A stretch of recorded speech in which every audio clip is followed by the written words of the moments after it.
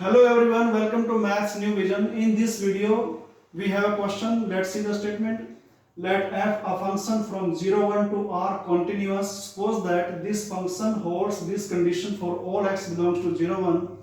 Then he gives four options. Let's discuss these four options one by one. In first option, he says this f is discontinuous at least one point in this domain. But what we have given, this f is continuous. Continuous means this f is continuous at each point of this domain. Therefore, we can say there is no point at which f is discontinuous. Therefore, first option is incorrect. Now come to second option. F is continuous everywhere on 0, 1 open interval. Up to here, this statement is true. But in next part he says not uniform continuous.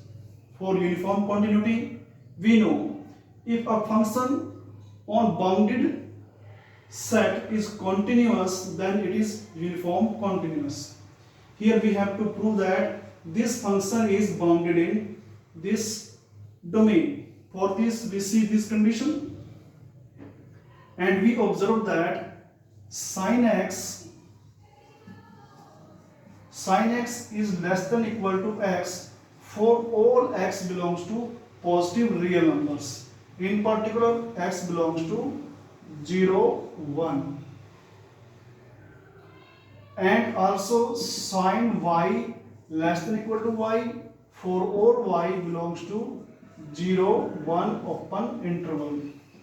From these two relations we can say absolute value of sin x minus sin y less than equal to x minus y is absolute value, and this absolute value is less than 1 since these xy's belongs to this open interval.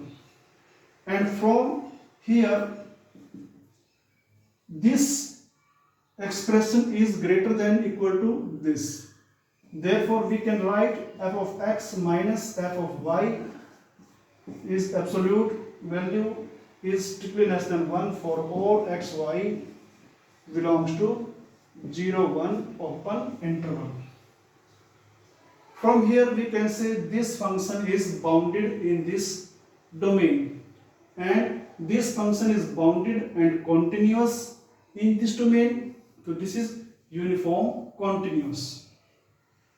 Therefore, second option is wrong, third option is true. Now come to the fourth option. In fourth option, he says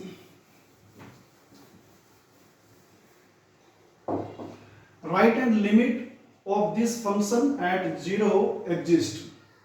We know if a function is continuous, uniform continuous in this domain, then its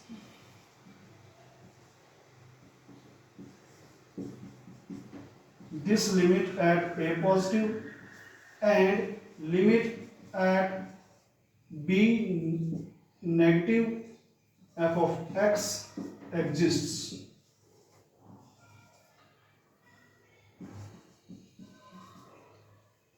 If in this interval function is uniform continuous, then limit of this function at this point from right hand side and at this point from left hand side limits exists.